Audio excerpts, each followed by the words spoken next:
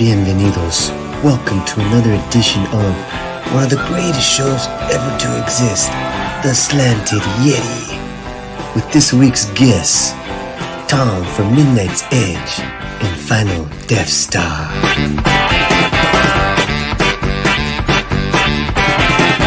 Esclavo de noche,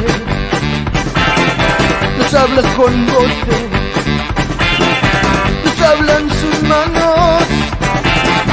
Noche tras noche, noche tras noche, soñando con carros, cuartos charros.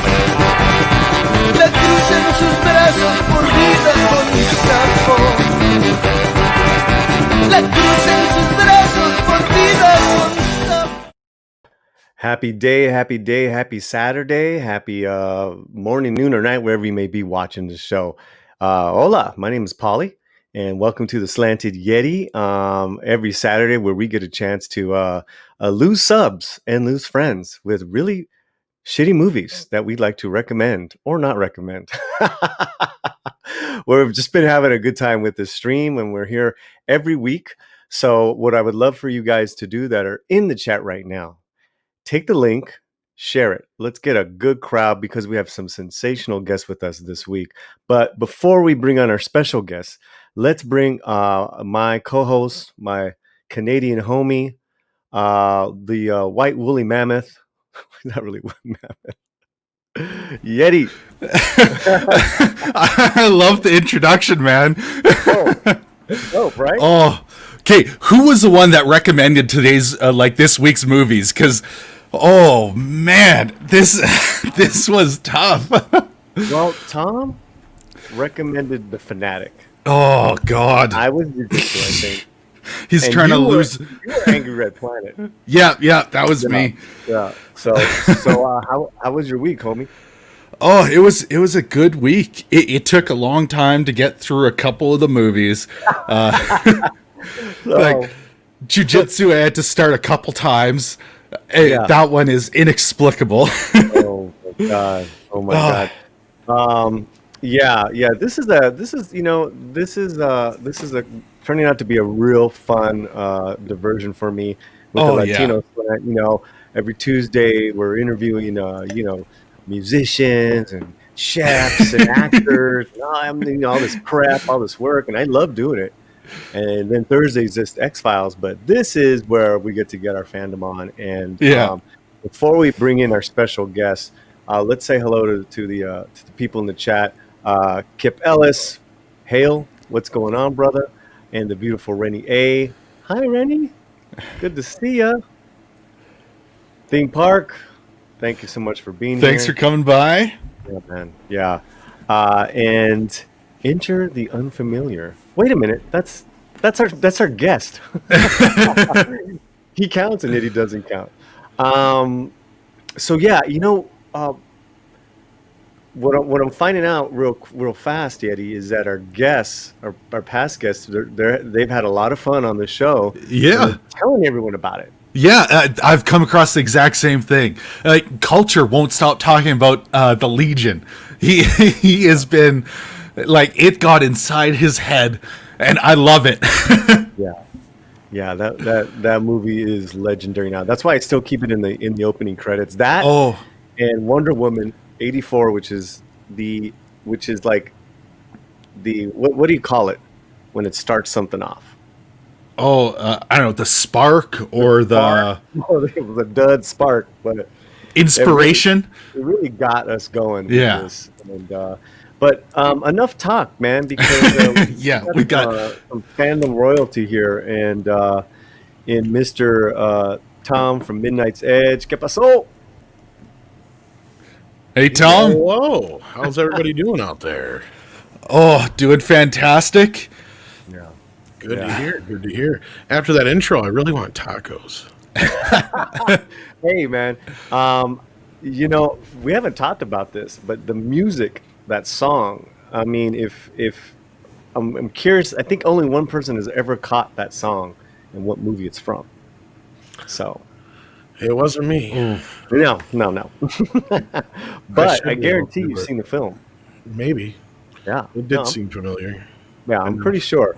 And let's introduce our other surprise. Well, not surprise, but our guest panelists. Final Death Surprise! Star. I'm here. Glad to have you. Thanks, guys. Thanks. Was it Desperado for 200? Oh, I was gonna go with that, or It's not. Oh. Nope. El no, Mariachi. the Nope. one. Oh yeah, El Mariachi. Nope. Once Upon a Time in Mexico. Yeah, Oh. that's like with. Oh, I can't remember any of their names. I'm totally blanking. Johnny Depp is in. Yeah, it. Johnny Depp. It was like the and- follow-up to Desperado. Yeah, the second The one. Rodriguez That was the movies, is trilogy. it not? Technically the third one, yeah. It's a Technically. mariachi trilogy. Yeah. Sure. Right. Oh, I didn't even know there's 3. Yeah, the guy who played him in the first movie is like the bartender in Desperado. No? Oh, No. Right? Carlos No. Gallardo played one of his buddy, like That's one it. of Yeah. Banderas is like homies with the gun. Yeah, he was in it. I knew he was in it, but yeah, I couldn't remember which part he played. And yeah. he's gone on to have a really solid independent career making movies in Asia, which we should Oh. definitely grab a movie of his. Yeah. okay. been many a year. No, so you guys, Clobbering Times got it correct. It was Repo Man. I got that Oh, movie, but I haven't man. watched it yet. That's probably why. You've never seen it? Wait, Tom? No, I've not seen the whole thing. I just finally Tom. picked up the Blu-ray. Oh my god. That's oh yeah, my from the God. '80s, right? Emilio Estevez, Yes. that's Repo Man, right? Yeah, that's Yes. man. I haven't Yes. seen that for a long time. I remember it Okay. being very good from way back Okay. when. All right. So maybe we'll reconvene this panel in a few weeks and after everyone's watched it, because that movie is killer. Yeah. In the soundtrack is everyone from Frank Zappa to that song, which is from the Plugs. And the Plugs, Tom, and Final Death Star, you talk about mariachi and Desperado. Right. You remember, and you talked about the bartender. You almost got him right. The bartender's Tito Lariva. Okay, I knew the bartender was somebody. Right. Damn it. And Tito is the lead singer of the Plugs. So that's his song. That's his Alright. voice, bro. Okay. Isn't that funny? And Tito was in, Dust Till Dawn. He was the band playing Right. Fumando Marijuana. Yeah. Right. Okay. Yeah. No, So there Anyway. was a connection there, sort of. that's Yeah. where I got it crossed over. I got my 6 wires years. crossed on that No, one. no, But yeah. Preparation. You got it. You got it, Considering I bro. have not seen those movies in so long. Well, I've seen From Dusk Till Dawn a billion times. But Yeah. Well, I know Okay, you're- that should be added to the list. That one's a. that's not nearly bad enough, though. That's not bad. Yeah, See- it's. Go ahead. No. There's an argument as to what we need to define what is a good bad movie and what is Yeah. unwatchable. Well, here's 'Cause- what Yeah. Go ahead, Tom. I was going to say. Here's what I looked at it as when you guys asked me. Because here's my thing. I hate movies. Well, I don't hate, but I don't look at movies like Sharknado and stuff like that as far as like a bad good movie. Like I'm talking like Howard the Duck, Garbage Pail. Oh my god. That's what stuff where they actually went out Yeah. and tried to make a good movie, and it just turned out to be, Mac and Me is another great example. Trolls 2. Trolls 2, that's what I'm talking about, where they actually legitimately tried to make a good movie, Correct. and this is Yeah. what we got. Correct. And we really got those today, Tom. We really got those today. Exactly. So I thought the choices. Unfortunately, I did not get to see Jiu-Jitsu, but from what I've heard, Oh my. Well, there's bad movies that are charming to watch. Exactly. You know, they Yeah. have something like they're fun to watch. You can just put it on the background. And then there's bad movies that are, like you said, just kind of unwatchable, or it's just Battlefield Earth. yeah, On the list. Yeah. Tim Tringle Jr. Is an actual decent independent film. I would say it's more than decent. Yeah, man. I mean, from the character actors in this movie to the soundtrack to this, it's just the story is so. It's the guy obviously was on something when he wrote this, and it has it's got everyone in it. It's got everyone in it. It's it was a lot of fun. That movie. That movie's a trip. but That I'm movie's not. great. Yeah, I'm not trying to rip on like Sharknado movies because, like I've said, I'd make movies like that, but I don't know if I'd deliberately try to make them bad. That'd be my whole thing. Is I'd try to get you in the door with something like Nunchuck and Dinosaurs, and then you actually get to the end of the movie, and you're like, "Hey, that was actually kind of fun." Yeah, Yeah. Right. Yeah, With jujitsu, I actually like the Nick Cage fight, and that Yeah. was it. There- But I had there to wait was over some- an hour for that fight. There was some good choreography, and that opening scene, choreography too. like that. Oh yeah, there was. But that opening scene with Tony Jaa, like those are done in one shot. Like the guy was running behind him and filming, and so they were doing all of that without cutting. Like there was impressive work there, but it was bogged down in this mess of a script.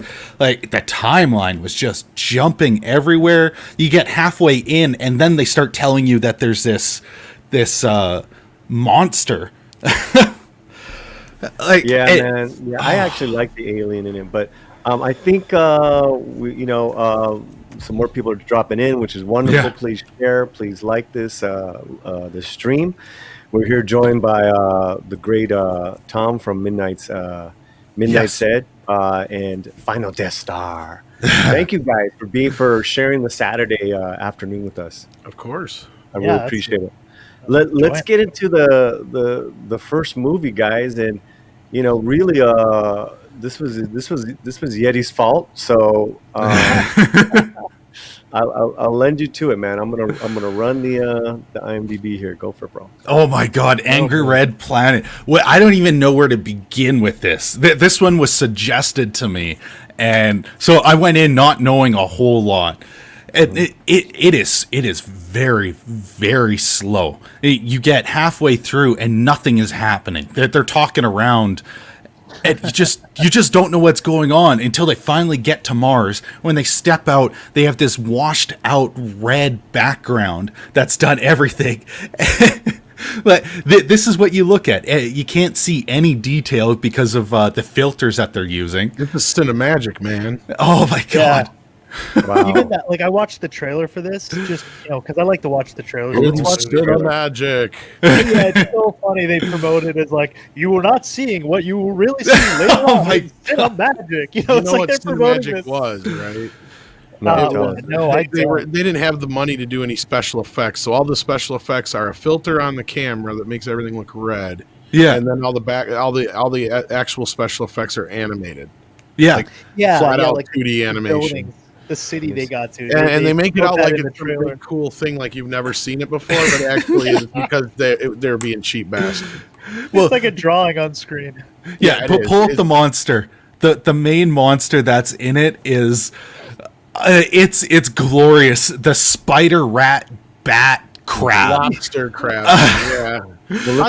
Actually, that's the one thing, if anything, about the movie that is the redeeming value of the film is the monster. The monster? Okay. Oh. Yeah, like the monster is so bad it's good. That's it. And here we go. I love the Kong bit when it's like, oh, that thing's bigger than Kong, and he's like, it must be 40 feet. It's like, well, they must have forgot that Kong was 50 feet. Cinemagic. And terrifying world. When you see the Angry Red Planet. Join the daring crew. And boy, is it angry. Oh yeah, this shit here, this is the best part. When you start watching the movie, the first 20 minutes is mostly made up of fucking stock footage. Yeah. Real people, right? He's not wrong. There is so much stock footage in this thing. Wow. Yeah, they just film this stuff. Like this is what you see, and it takes you forever to get to the actual planet. Yeah, for them to actually get to Mars is, and it's only like an hour and 23 minutes long. Yeah, it's not even that long. I'm looking, I'm like, oh my God, how much time is left? Like, nothing's happened yet. Well, afterwards, I'm like, they would never use this for like a fucking Twilight Zone. Oh, sorry, I didn't mean to swear. Nah, they wouldn't even use this for like a Twilight Zone episode. This is the Cinemagic stuff. This is the extent that you get, man, right here. They're showing it. They're full of crap that you're not seeing it the way. Yeah, like that is pretty much how it looks in the movie. Yeah, exactly. Wait a minute, there's an ocean on Mars? Yeah, there was. Yeah. There was like cities. That plant. This is before the that thing is glorious. I want to know who was paid to make that. I went to the dollar store and then just sewed something together. It is totally, yeah, like some kind of thing sewed together from a an Eastman color. And a rat doll.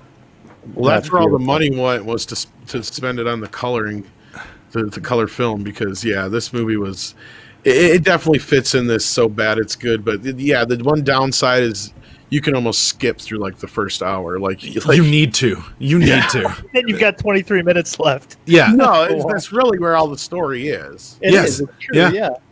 Yeah. I mean, don't get me wrong, though. This movie does have some interesting concepts, but Yeti's right. Like, the dialogue is totally driving the movie, and the one scientist guy with the pointy beard played by Les Tremaine, he's like explaining everything through the whole movie, and it's like, where is he deducing this from? Where is he even getting these ideas from? Because from the very start, he's like, it's the planet. Maybe it's being controlled. Maybe we're being controlled. It's like, He knows he's smoking his pipe. He's a pipe smoker. He's he's Oh my scientist that sits there with his pipe, pondering and wondering and coming up with these grandiose thoughts and ideas. I mean, that's where he's getting it from. That's smoking of his pipe. Yes, he's smoking his never pipe smokes on Mars. He never actually smokes it. Yeah, there's no smoke coming out of it. I noticed that too. That's right. And then they got what's-her-face running around with this like thing. It looks like a purse through most of the movie until you finally get to the river, and then you realize it's to take samples. Yeah, this scene right here. Yeah. Wait, I thought that was the raft. Well, no, they've got the raft in that. I think that's what's in that box. Okay. So, she just takes a sample of the water and she puts it in her little purse thing. But like before that, they don't explain what it is. So it literally looks like she's like, there might be some good shopping on Mars. You never know. There is a scene where she stops to put on her makeup and perfume. Before she goes out, she's prepping. To be clear, the perfume bit I think is to get that one guy, the main lead guy, Tom. Oh, okay. That brings me to the best line of this entire film. And when he goes, says to the girl, "When I say your name, you'll know it." Yeah, that was a real. line. He's like so trying to be like Clark Gable / like fucking what's his face from that era. No, Montgomery the Clift. actor he looked- Bogart. That's the guy. That's what I was thinking of. Bogart. When I say your name, you'll know it. Yeah, he was trying to do Bogart so badly, and you're just he's not pulling it off. Yeah. Final Death Star can get the voice right because he does that in his videos. That old timey thing. Yeah. He's got it down. Like, you'll know when I say your name, kid. There was so much weird misogyny and when I say that, I mean there was literal misogyny. Yeah, with that's the first thing I said is this has got to be sci-fi. They would never let a woman in space back then. and they kind of make her know it, like, oh, no woman should be, trapped under a spacesuit, because it's covering up her figure and stuff. Wow. She keeps trying to defend herself, saying like, "I can do it just fine. I'm not just a woman." Yeah, She's trying to defend that she's like deserves to be there. yes. The other funny thing is her expression when he says, when he says that line, like, "I'll say your name, you know it." Her expression she gives him is priceless too. She kind of like looks shocked, like out of nowhere. You're like, "Oh my god, shocked, what is that mean? What are you?" But she likes it. Yeah, but she likes it. It's like, just like turned on by it. So Yeah. whoever did this guy's makeup is horrible because in like half the scenes he only has eyeliner on one of his eyes. That was the look back in the day. Honestly, I think this dude was drunk through making most of the movie. Like that's the way he kind of stumbles through the scenes. I mean, Yeah. Why is his shirt like? Oh, it's the whole scene. It lowers throughout Isn't he every in single space? scene. Like Yeah, sexy at one man point or it's what? basically open, like the whole. Oh yeah, front of he's got his is shirt open in one scene. Yeah, and Final's right. Like he's totally trying to be Bogart through the whole thing. That's what. Yeah. I didn't mean Clark Gable originally. Poor man. And You know. Okay, there's the thing about it that's really perplexing is that there was production value in some of those scenes. It wasn't some crafted like cardboard cutouts in the background like you see in some of the old ones. They did some of those backgrounds pretty nice, and then you get to Mars and it's just everything is washed They ran out. out of budget. Yeah, they wasted it all in the first half of the movie where nothing happens. I think there's a theme here today with what you do have a budget with these movies, but what are you at the end of the day? Where does it all go? Yeah. Oh, sorry. about I'd that. like to know clearly. The budget for this went into the two puppets. obviously. And even that was like a lot because they filmed it. I'm watching this. I'm like, is this the set they eventually used for Gilligan's Island? Because it looks just like it. Oh my god! Okay, are you sure all the budget would go into that? Because I thought that's where they ran out. They're like, okay, dollar store. I got a crab. Oh, here's a rat doll. And the only reason I say that is because I'm not so sure they had all those kind of toys back then. But I mean, and the monster is kind of inventive. Let's not, Is that is it Tom? It is kind of John Agar? I mean, it's a bat face with sort of rat hands and then a spider's, it's I guess it's a crab or something. It's got like a mouse crab body, and then it's got spider legs with bat wings in them, and then crab feet. Yeah. Yeah. Crab claws underneath. No, yeah, I would say that was just because the crab legs do look like that. So I think that was all crab. And it's got the pincers at the start. And there's a couple scenes where they go to like attack someone, and it's this janky foam thing that's like trying to crush rocks, but it looks so ineffective, and they're trying to act scared. And it's just like slapping them, and nothing's happening. So I really don't want to see this movie though. No, you have to. Well, yeah. Almost like just basically fast forward to the last bits. And There's also a funny bit with the other guy, Sam, kind of the bigger guy, who's I guess he's supposed to be the sort of the comic relief, but there's a moment where they're outside. Okay, yeah, you can stop it. They're outside, and you can see like they're supposed to have I guess they're supposed to have glass over their face, their face shield. They're supposed to have something there, but you can tell there's nothing there. It's just a helmet. There's nothing protecting them. But there's a moment where he first uses his freeze gun against the first, creature they come upon, and it works. And he's all happy, and he looks down at it, and he puts it up to his mouth, and he kisses the gun. And I'm like, what a terrible choice. You're supposed to believe that you're wearing like a mask with like a face shield over this thing. You're in an atmosphere you can't breathe. And then here he is like kissing the gun, putting the gun through his face shield, imaginary face shield, to kiss it. I'm like, oh God. Wow. I'm so glad he brought it up. Because that gun, he cradles that thing throughout the movie. Yeah. Every scene, he's holding it like some precious child. Anybody ever? Now that I think about it, they both had guns. The scientist guy and Fred Flintstone. Did either one of them actually ever use them? Yeah, they used it multiple times. Yeah, what kind of guns were they? Did they shoot? I don't remember him shooting it. No, they're just regular guns. Okay, it made sound. You didn't see anything leave it. The guy aims it at that bat crab spider rat, and it's firing, and that's where you get that kind of wailing in the background. It's a screeching sound each time he fires, and the bat's eyes just disappear because they blind it. Oh, I missed that part. Okay, yeah, that was all the firing. Or something, yeah. real quick, Tim Tringle Jr. says it should be seen once, but good it is not. Well, here's the thing. It does have the hallmarks of a good bad movie. Yes. Right, which we discussed. Right. Backyard TARDIS says, I unapologetically love Angry Red Planet. Oh, he's the one that was getting me to watch this. Oh, so we can blame him. Send all your hate mail. No, I looked it up, and Red Planet is not a remake of this, but they actually do have a lot of similarities. Yes. Is that the one with Val Kilmer? Yes. Yeah, and it's been many a year since I've seen it, but I do remember a big specific part of the film being that the planet plays a big part in the whole thing. And it's kind of the same concept here that scientist guy keeps jumping to. I want to see it now. Where he looks like a villain. Why does he have a fucking like goatee like that? What is that is my favorite character in the movie. Actually, I was rooting for him. Even though I was rooting for the scientist. Oh, my favorite character was Sam, aka Fred Flintstone, just because he was like the dumbest character of all. This is my rifle. This is my gun. This is for fighting. This is for fun. He's totally like Ben Grimm. You know how much? That's what it reminded me of. This movie was like Fantastic Four, except for he didn't have a Johnny store.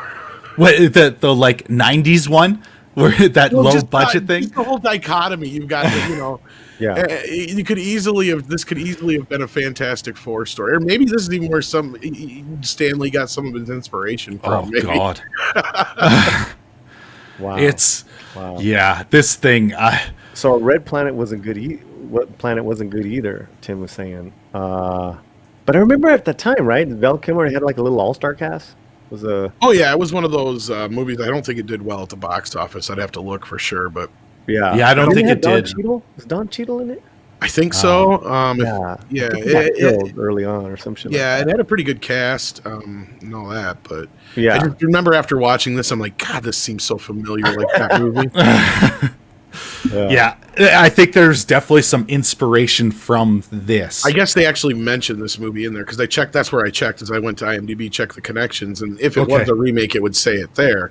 But it just says it's referenced. It doesn't say it's a remake. Oh, so. that's fun. Okay. All right. Yeah.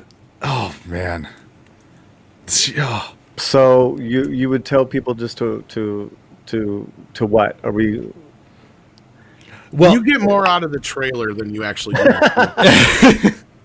well, there's a more cohesive story because it really there's an hour where nothing is going on at all, and they're doing science experiments, but the science experiments are really weak. They're like this slide was doing okay, so we put electricity through it, and it immediately jumped to the clean one. So let's electrocute our guy because he's infected or Cut his something. fucking arm off. Yeah. Like doctors in this movie are so stupid. Like I have never seen dumber doctors in my entire life. They're like, we can't force you to go through this trauma, but we should, just so we can find out about this arm. It's like you're wasting all this time. Just go chop the dude's arm off. It's like. It's not infecting him anywhere else, but they're like, it's spreading, and it's spreading fast. And then by the end of the movie, I don't know if I missed how this all happened, because my brain might have had a psychotic break through it. But we get this audio recording, and the Mars are speaking, English. The Martians. There's this audio recording that plays. They're like, we have been watching you for 10,000 years, and Of course. we hate you. Sounds like Robbie the robot. It's like, kill yourselves, not us. Oh my god! I mean, I guess now I have to see it, but yeah, I'm reminded here in the chat, they're on top of it. There was Red Planet, which had Carrie Moss from the. Oh yeah, Trip. Mission to Mars. That's the And other then there one. was Mission to Mars. I'm thinking of Mission to Mars. I think I saw that one, but Okay. they were both from the. They I both think I've came out seen that both same of them. year, and they were both bad. So there you go. Yeah, neither one of them was that great. Right. Yeah. They maybe they're making one of our lists, but it's not. No, this is definitely a mystery science theater. I'm sure they probably even had this on there for one. I don't know if they did it. I wouldn't be surprised because the Blu-ray I have is Shout, and that's generally where they have to buy the rights to the old movies for those to release them, and so I wouldn't be surprised. It's got all the hallmarks for a mystery science theater episode. I just don't. Making cracks through the whole movie. It was funny. I don't know what you do for that entire section in where really nothing is going That's where they on. get to cut all that stuff out because they got to cut the movie down. They always do. Yeah. But there's enough good stuff in there because like I said, I was making cracks. Yeah, but the end part, that's where if anyone's going to watch it, you kind of go there because that's where it's crazy, and there's a bit of fun in just how ridiculous the plant eating the girl just out of nowhere, and then they get devoured by foam. All right, well, let's wrap up this first movie. Yeah. I can't believe we've talked about it for almost 25 minutes. Oh my god. Time flies. Well, we also had the intros, man. So Yeah. Yes. That's why I said 25. Yeah. Yeah. But yeah, I forgot our grading. Well, how do we grade this shit, Yeti? I forgot, man. I think we just say whether or not you want to lose friends or keep them. Right. I don't know, man. It might be fun late at night when you got. I was gonna say if you got a couple of friends together, a couple of beers or a couple of joints and a pizza, you definitely got the recipe for a mystery science theater. Yeah, made at home. I'm with Tom on this one. All right, I'll do the pizza. I don't drink anymore, but right. I just whatever, just to hanging out with a couple of guys. Yeah.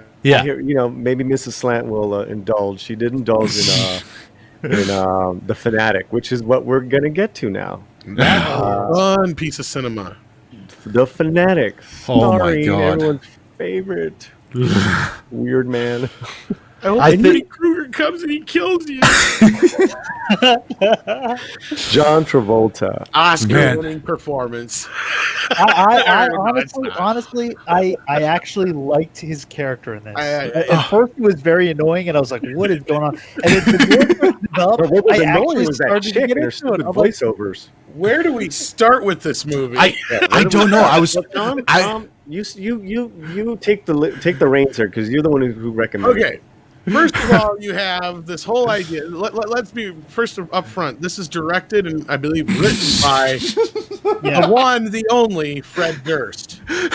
Limp Yes, Bizkit. that Fred Durst. yeah, written, directed, also the music used in the movie. There he is. produced. That's Fred Durst. There he is. There he is. Durst. Okay. It's either my way. So right you there- know what? Before you go on, Tom, actually, the Latino Slant's main wrench and great buddy to the channel is here. He wanted actually just to come on real quick and say hello to you guys Sure. and give you a shout out, Tom. Hey, the great clobbering Clobbering times. Hey, Clobbering time. Speaking of Ben Grimm, You guys are doing some great. Hey man, you guys are doing some great job clobbering these films. I wish I had seen them, or do I? Yes, I don't know. everybody should. well, this movie I actually do recommend, but I mean, you just got to let people know what they're in for. No, don't. It's better that way. You got a point though, but I mean, if you really do care for this person, Now, are you saying this is comparable to Travolta's extraordinary performance on Welcome Back, Kotter, or Vinny Barbarino? You oh kidding me? no, this is Battlefield Earth, but fun. But but like crazy. This is Mickey Rourke and the Legion. Well, Oh. Clobbering, stay with us for this. But sure? Tom, go ahead. Okay, so like the basic concept of this is I'm trying to remember what character's name is in the movie, but John Travolta's character is like he's obviously a little bit on the spectrum. He's A little bit. yeah, a little bit. I love it. He's obviously a huge horror film fan and Right. film fan in general. He's like a Fan, yeah. cinephile. Yeah, cinephile, and he meets this actor at a meet and greet deal, Mhm. and he creates this fantasy in his head that they're friends, and from there it just kind of just spirals out of control in the most delicious way. And, Yeah. Don't forget that he also, co-works on the Hollywood Boulevard, where yeah. Oh my God, yeah. where all the Yes. famous like the guys dress up like Impersonators, Superman, yeah. impersonators to get pictures and stuff. So that's his job. That's his actual job. To do the worst Cockney Wow. accent you've ever heard. and then he's talking to himself in the Which mirror. in and of itself is it just worth just that scene alone would make any bad movie worth watching. Tom, Yeah, This movie has Tom, so many here's more Fred bad Durst things. directing. Oh, if you can call it that. You got the tribal Go be gear. weird, Travolta. Go be weird. My favorite moment, like when he comes out, is like, "I'm not really British." You know, it's just the worst possible accent you can hear, and he's telling the guy that everybody knows he's not from Britain, and he's going on for a couple minutes. "I'm not British, you know."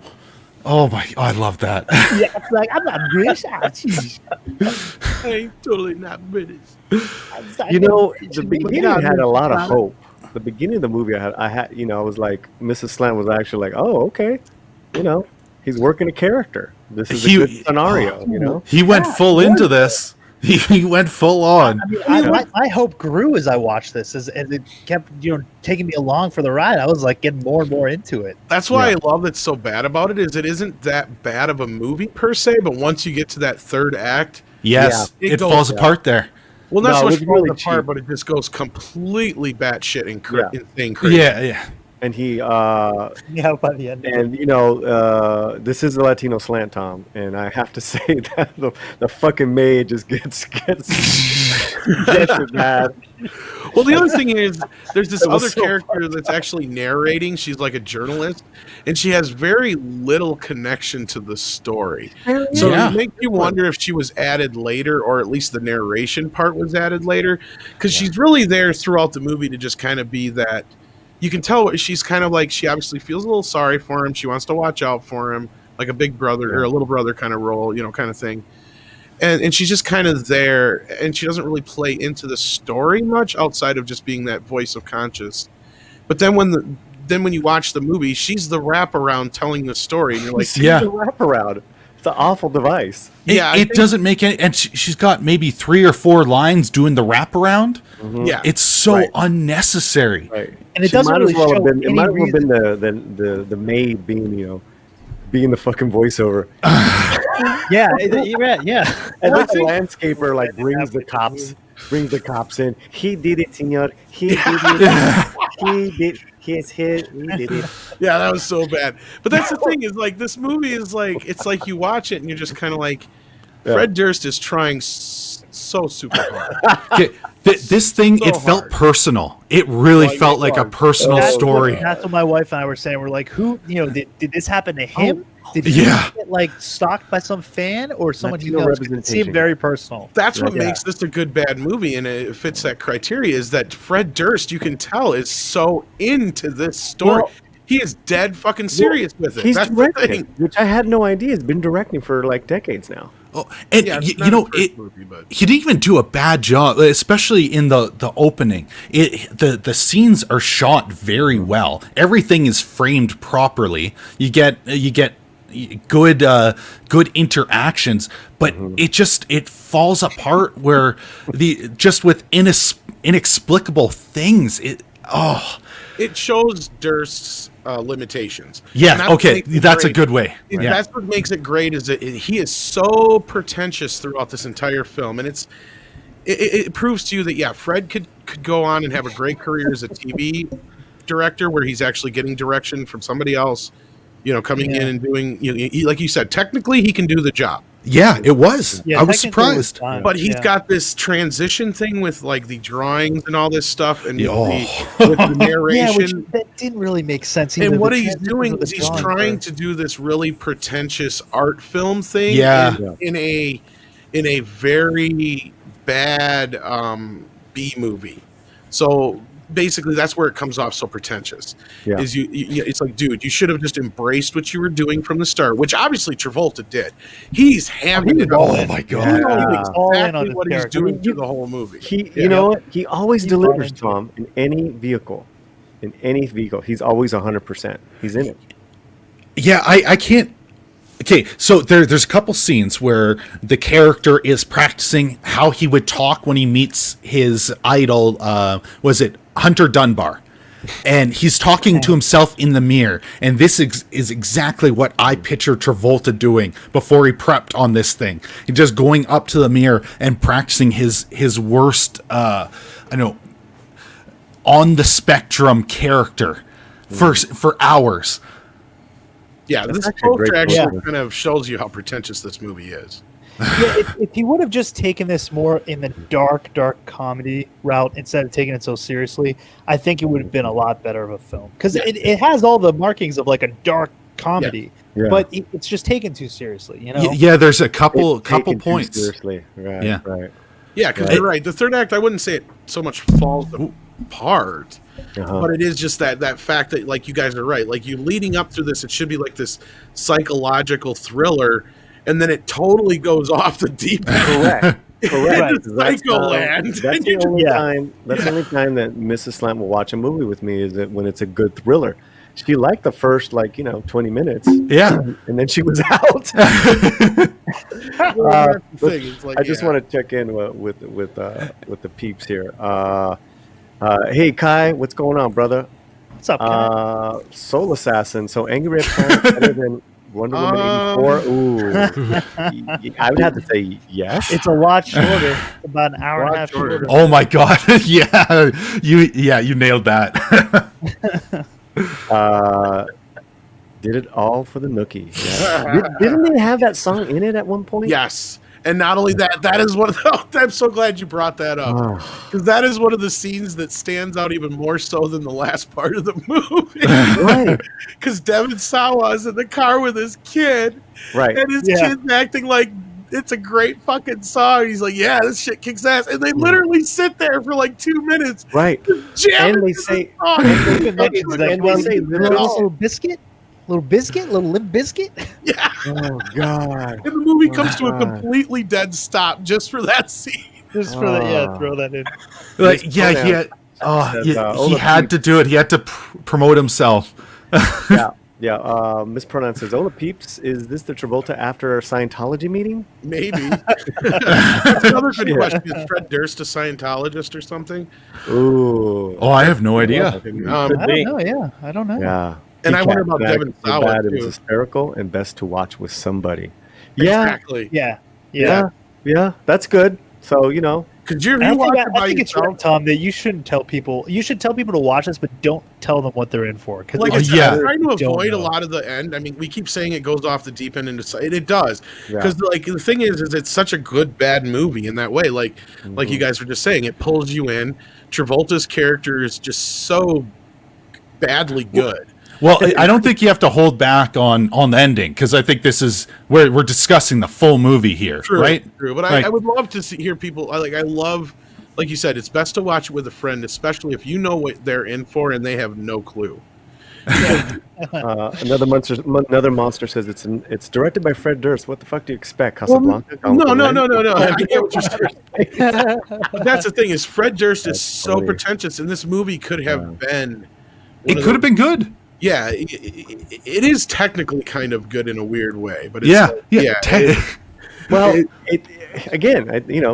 first 20 minutes, I'm in, I'm hooked, and then it just gets really fucking. He needed someone to pull him back, because he had all the markings, and there's this weird gem of brilliance in the beginning that kind of gets you, and it's really hard to see because you can be put off, especially when you see Travolta the first time, and it's so over the top, but it's glorious in there. And if he.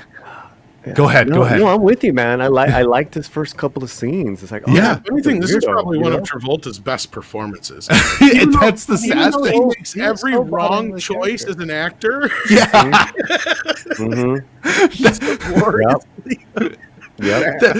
You're not wrong, Tom. Like it's on that level. I can't tell if he was phoning it in or he was like going for Oscar. He's 100%. He's 100%. That's why I picked it.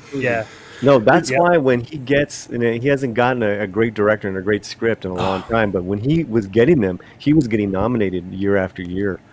He was getting a lot of recognition because even a Class Action was one of his last great films, man.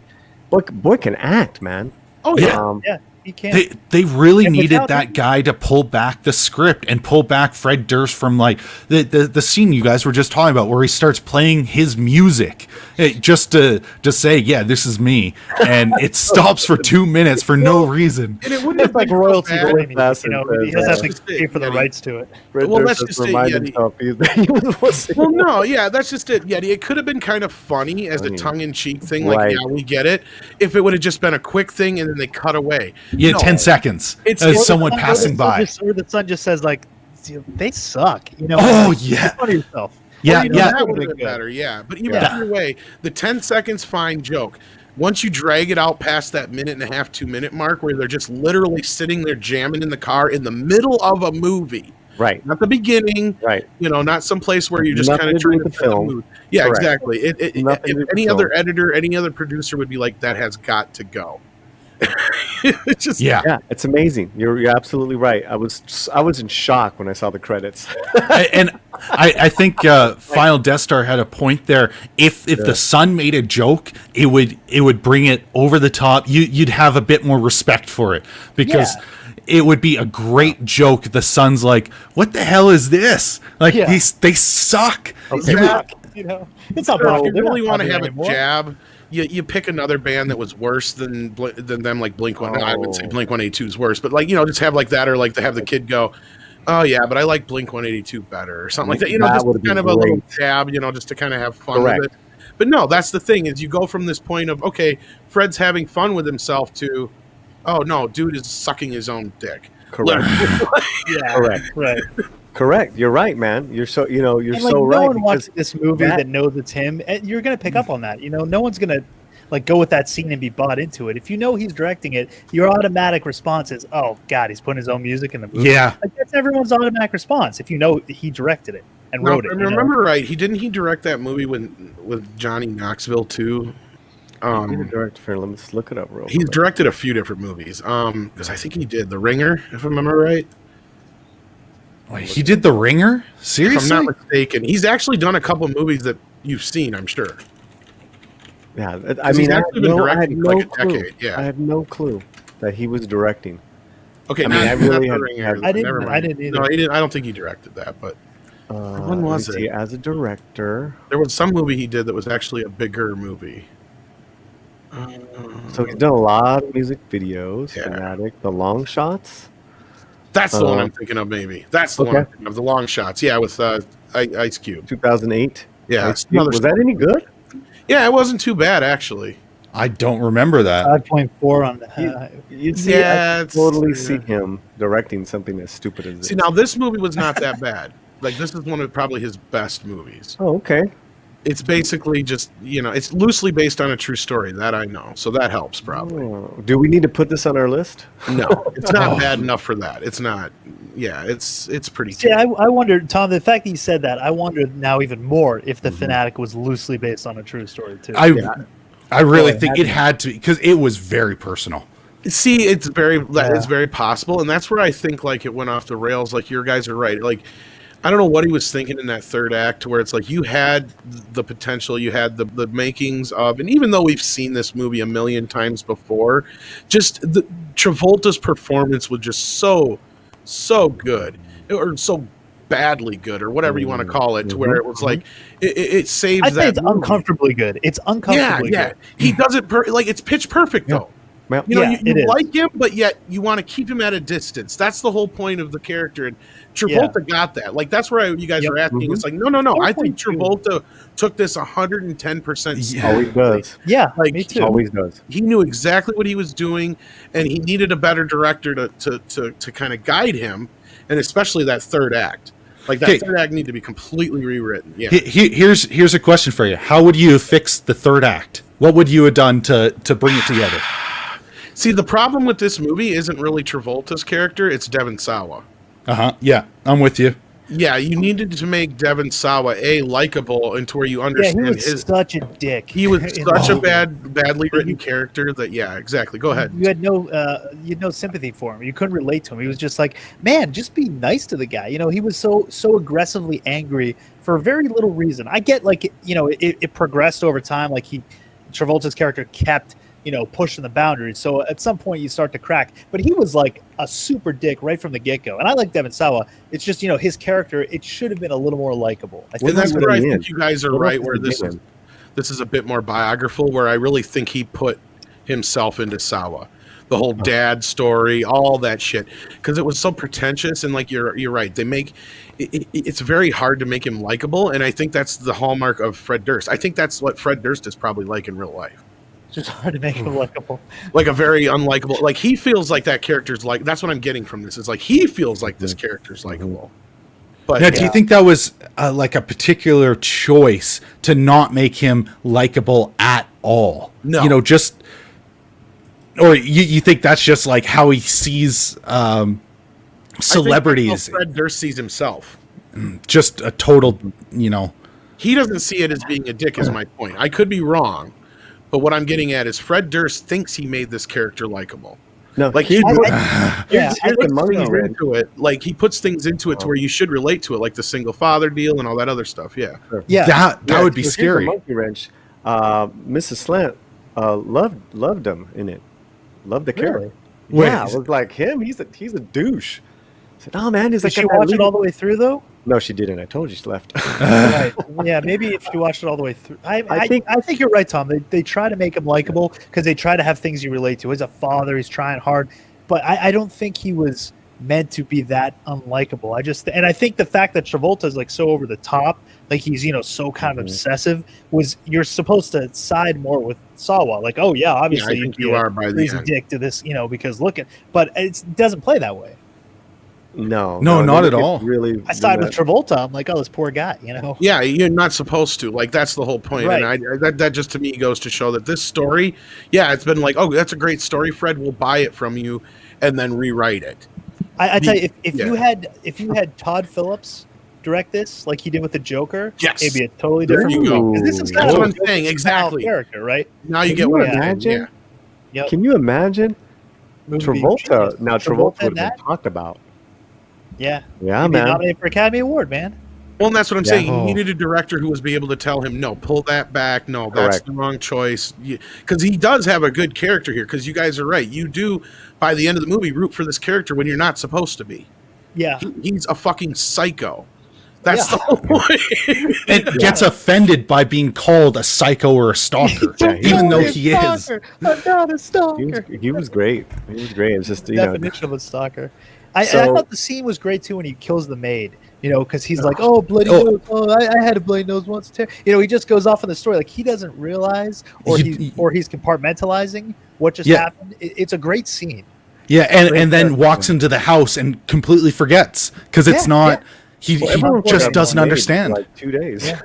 Well, I think it's a clear example that Travolta is a much smarter actor than Durst is a director. Yeah.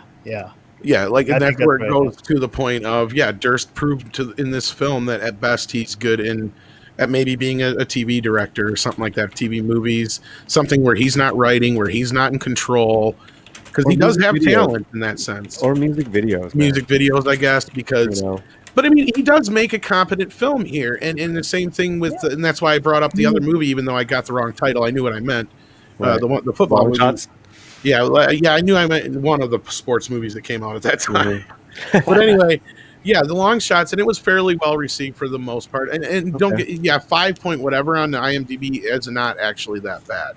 Bad on the IMDb is when you get to the 3s and the 4s. Well, it's when we get to jujitsu. Oh God! Well, because you got to remember, like movies, really great movies that everybody loved, like Star Wars and stuff like that. I think only have like 8s and 9s, and the only movies that have like 10s are like Godfather and shit. Right. Clobbering. So, based on what you just heard about this film, Clobbering, are you going to see this movie? No, sir. I must admit, I will not. I would have watched it beforehand, did not get a chance. Sounds to me like one of those bad films that is mainly bad because they had all kinds of good things to work with and then fell apart and went crazy and bonkers in the last bit of it, as opposed to something that's bad all the way through, like the one you were talking about last week, Legion. Legion? Yeah. So it sounds like that kind of bad film where just there's potential there. Whereas Angry Red Planet, there probably wasn't much to work with. Well, here's the thing that I kept wondering about when the ending came around. It's so you're supposed to think that the guy's getting arrested, right? So what? Yeah. Devon Sawa. Yeah, that he's getting arrested. But as soon as they do any investigation, they're gonna figure out that all the blood is different. Oh, I mentioned that. His fingers are still there. His fingers are still Yeah. in the house. There's all the blood there. Yeah. And there's the ropes that are still on the bed. All these things, he'd be easily to explain it. He's not going to go to jail. No, I know. Here, I I guess thought where you're right. It ended. does fall apart. It does fall apart. I forgot about that with the whole cop business and shit like that. Yeah. Cop shit. You I'm can tell telling you, Durst man. had no idea how to end this movie. And that's where it needed a good rewrite. It needed another director, a good editor, somebody to come in and ask Durst some of these questions and be like, well, wouldn't the cops, like you just said, wouldn't the cops just see all this stuff and automatically figure out what the hell's going It's on? obviously self-defense. He got broken That's into. why I'm curious how you guys think it should have ended. Like, how would each one of you fix it? The way the movie should have really ended is either Travolta should have either died or got caught and be in an insane asylum. And the way you actually should have bookended, if that's the case, then you actually have Sawa character be, you actually add a little additional to his character by having him visit him in the nut house, basically. Here's how I would have ended it. But otherwise, one of those two. when I was watching with my wife, I was like, you know what I'm thinking here? Because I was thinking maybe they were going to try to do something psychological with it. I would have had it ended with after that whole stuff happened and he gets carried off by the cops. I would have brought Travolta back in where he's standing in line, fantasizing, being friends with him, waiting for the autograph. It was all in his head. Or that That's too. what That would have been cool, maybe. But That's not a bad idea. kind of a cheat too. A little bit, but I mean, you know, Or I given would've the reversed had it, of that actually. film, I was like, well, you know, he's You know crazy. what, We know actually, he's crazy. He final- introduced the fantasy. You kind of you should have reversed that. You should have it to where it should be Sawa's the one thinking of that. Or that, yep, or that. Yeah, like it's in the between him giving the autograph is what it should have. Yeah. It should have been in line, right? Yeah. Well, after he talked to him, yeah. And Yeah, because he's so Right. off put by how the guy's mannerisms and the weird things that he was practicing saying, and so he just pictures this is what's going to happen with this guy, and Yeah, and he's already in a fantasy. Like you've already set it up where you see him fantasizing, you know, about they're best friends now. So I would have just kept going with that line, and then at the end of the movie brought it back to that. that wouldn't have been bad either, I guess. Well, you know, everything we're talking about, they kind of did in the other movie called The Fan with De Niro and Slant. Yes, yeah, there was a similar film from years ago that you did bring to my attention again, Polly. That I vaguely remember. I've not seen since it came I out, haven't but yeah, seen it The does have a Fan. lot of similarities. The big difference is it's a sports fanatic, not a movie fanatic. But yeah, Who Right, said De Niro's in it? De Niro's a fan. He's a Oh, man, sports yeah, I fan haven't of missed that one. De Niro. It's a great cast. It's got De Niro. You got Wesley Snipes. Snipes. You got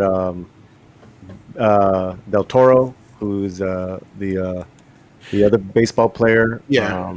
Alan Barkin. No, How fantastic. interesting if this was And it's a was Scott. influenced- Tony it was- Scott directed it. Oh, okay. Do you think this was influenced by that? Absolutely. Oh, it Well, probably how was one funny of Fred now. versus probably one of his favorite movies. Yeah. That, or like you said, he had a similar experience with a fan, and he just channeled it Yeah. into the story. Correct. and, I would Right. put my money on that. Like, I really think he was going with this. This is something he was dealing with, or always expected would happen to him. It may be just like some elaborate fantasy that he came off of after meeting some weird fan. I highly doubt Durst is stupid enough to let anybody that into his life. We got No, a it's tip, probably like guys. a fantasized version. We got a tip, and let's give Oh. a shout out. And, Oh, nice. For this little music video for.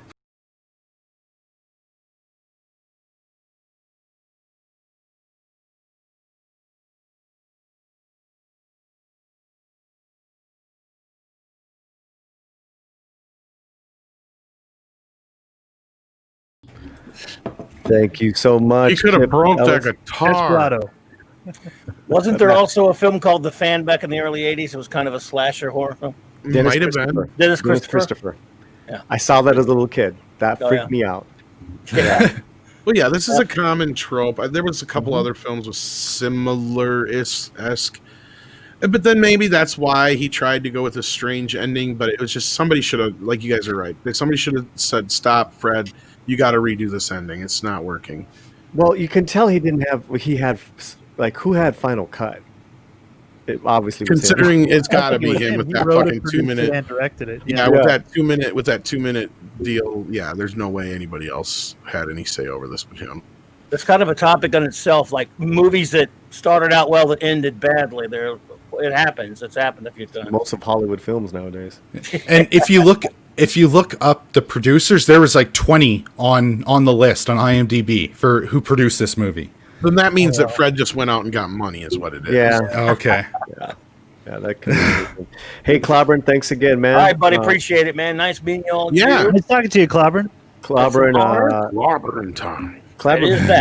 yeah. Put your link in the chat. Clobberin has great streams about anything from comics to Star Trek. I mean, he's the man, and thanks Yeah. for always supporting us, man. Saturday nights, myself and the wonderful Raquel Briggs reviewing all of Star Trek from beginning to end. Real Oh, Trek. I like Raquel. Nice. She's a wonderful, great lady and stuff. And I'm a big fan, and all of you other gents as well. So you have a good time. Maybe one of these days I'll watch one of these bad movies. And come back Hell on, yeah. man. All right, Thank- Clobberin. Thank you, gentlemen. I'll be here in the chat with you. Well, See you later. It's definitely a movie that even if it's that bad and you don't like it, I don't feel like you'll feel like you didn't get your money's worth out of it at least. No, Travolta's performance alone sells and carries this movie. I mean, it's worth watching just to watch him. And just the way he looks too, like the haircut and this, the clothing, like it's just done so well. He's all in on this. No, you're right. So this is definitely Yeti. This is a good bad movie to see. Yeah. Friends would definitely have a lot of fun with this one too. Yeah. If you watched it with people, you would be rolling. Oh yeah, you definitely get more of an experience out of it if, like, again, with the Mystery Science Theater thing, you got a couple guys together, have some fun. You definitely would have a lot of fun with this one. Yeah. Don't watch it with the wife though. She'll hate you afterwards. She will hate you. It's left, man. I don't know what happened, and then I had to finish the movie by myself. Why'd you do this to me? I love John Travolta.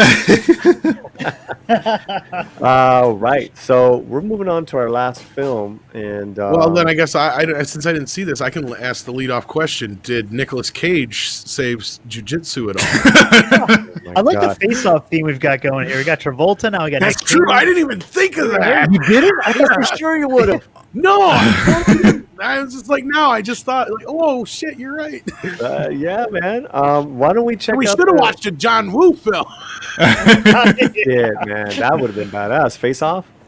Well, just Yeah, another but John Woo film. Like, There's nothing bad about Face Circle, Off. Travolta, Nicolas Cage movie, and then a John Woo movie that's bad. Yeah, I don't know. We'd have to look and see. So many ways we can go. Okay, well, here's the trailer of Jiu-Jitsu, and no, this is not an old film. It just came out.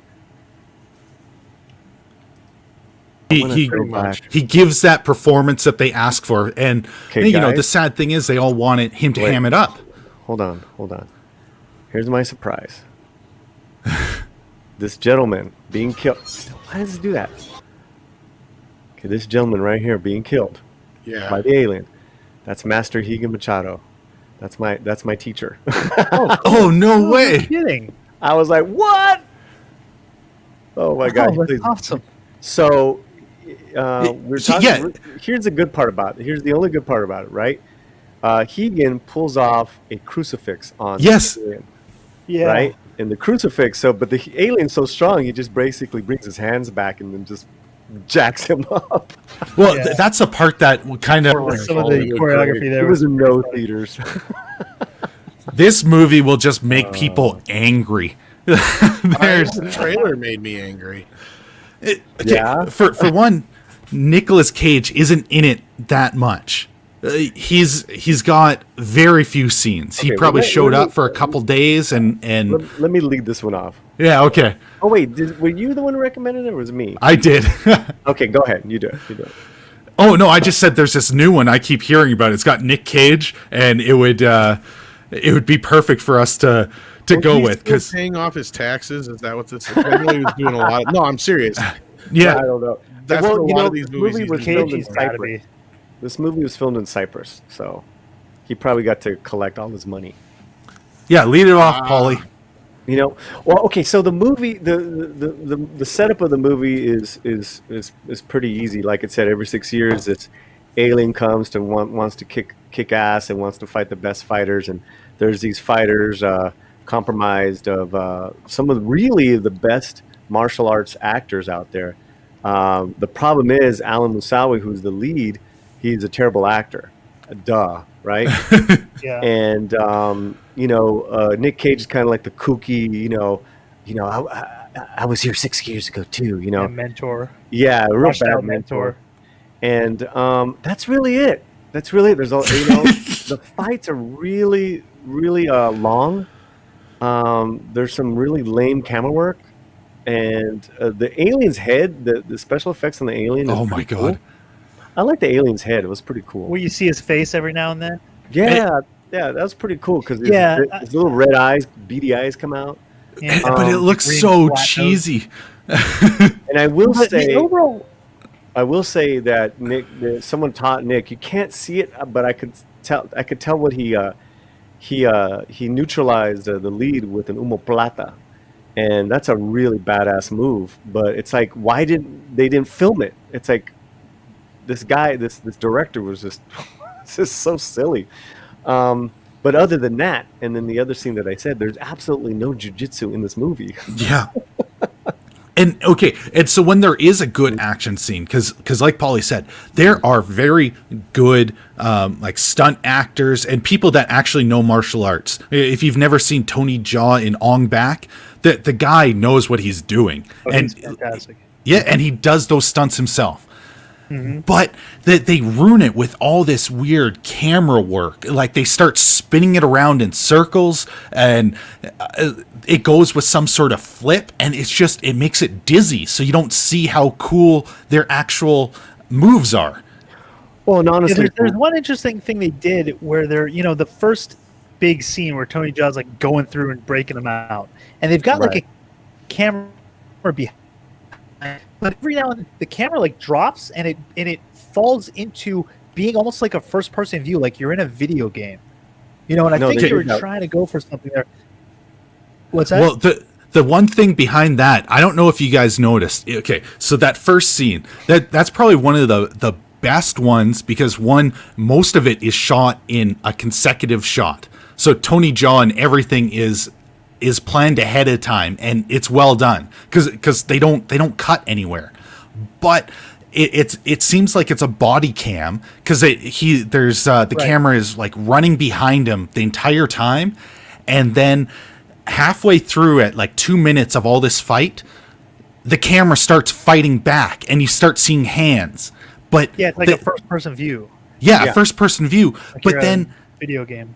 Yeah, then there's an explosion, and you never see anyone ever again. Like it goes back to a regular camera. So nobody. The story is just really like, then the army guys want to keep him, and they're trying to drug him and trying to make. There's this whole like born identity moment, like because he doesn't know who he is. Oh yeah.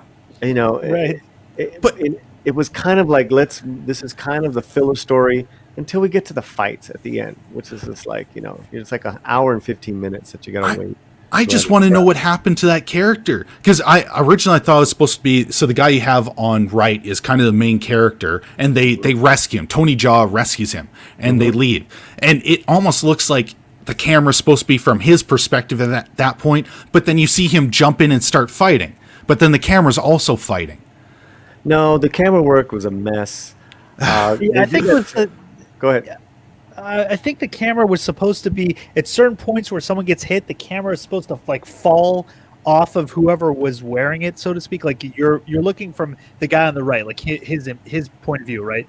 And then it like he gets hit and the camera like falls back, and it's a normal camera, and you're watching a normal movie. And then Tony Jaa jumps through a door, and all of a sudden the camera's like attached to Tony Jaa, and then you're watching him fight. I think it like jumps around from being a normal camera view where you're just watching a movie to each of the characters at certain points where you're like experiencing through their eyes what maybe. Yeah, you might have a point there. But the director did not. They weren't expert. Like he had the idea in his head. Yeah. And it did not get executed. It wasn't executed. No, it was really bad. It was a cool idea. It just didn't really work out. Because you do see the two guys fighting in one of those points, and then you've got the first person thing, and it just seems like they lost someone, and they never talk about him ever again. Yeah. Oh man. Yeah, and this film.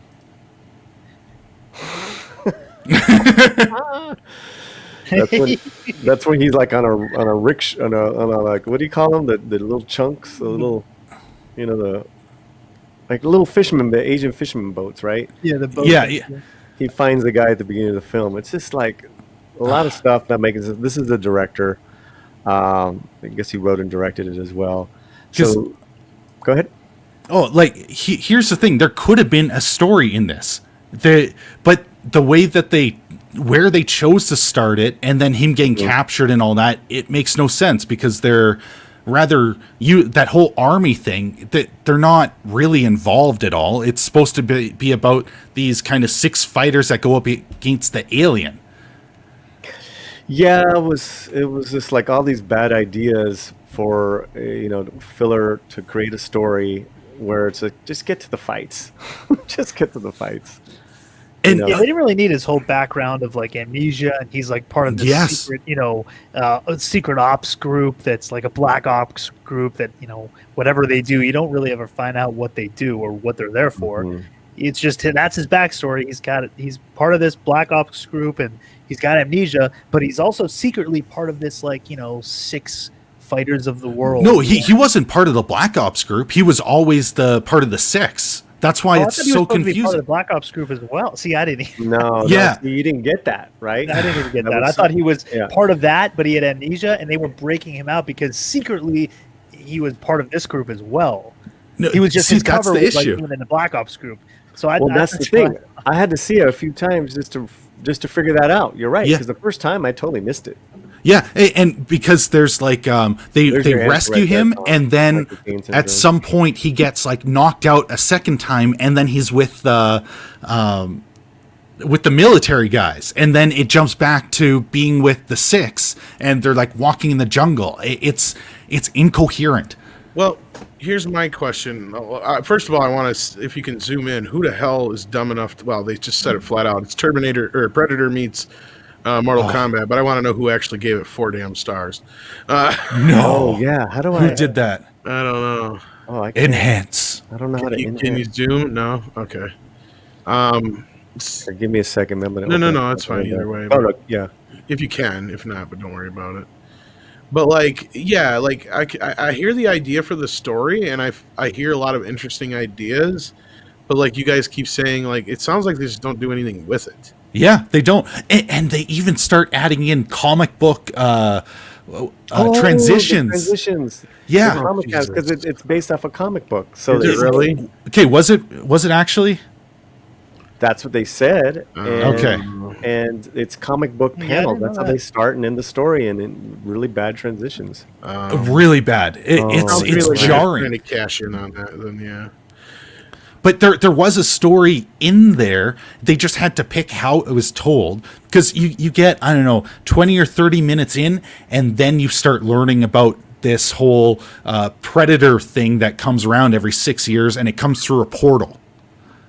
Like, that's the first thing you hear. And you're just like, what? this comet every 6 years that opens up a portal in this like monastery. Yeah. Okay, well, okay, then the story should have been, the first half should have been about Nicolas Cage being like the only one left of the last Yes. 6 fighters, and Right. him recruiting the other 5, and then he drops it on them midway through what they're actually up against, and then that's where you introduce said, adversary, and then the rest of the movie's just kicking ass from there. You get yourself a little training montage, and you're good to go. How did they fuck this up? You haven't even seen it, and you fixed half the fixed problems. Well, it's because Yeah, you just gave me they the doctors Really, before, or but something. Yeah. Yeah, Nick Like- Cage, Nick Cage seems to not know about these other guys. Like he knows, No. I guess, who they are, but he doesn't know who they Okay. are. Are you talking about the other fighters? Yeah, when he meets, because when he comes upon them in the cave, it doesn't seem like he knows them. He knows who they are. He's like, okay, these are the guys that are going to fight this monster. Okay. This is who I was. But it doesn't seem like he actually knows them.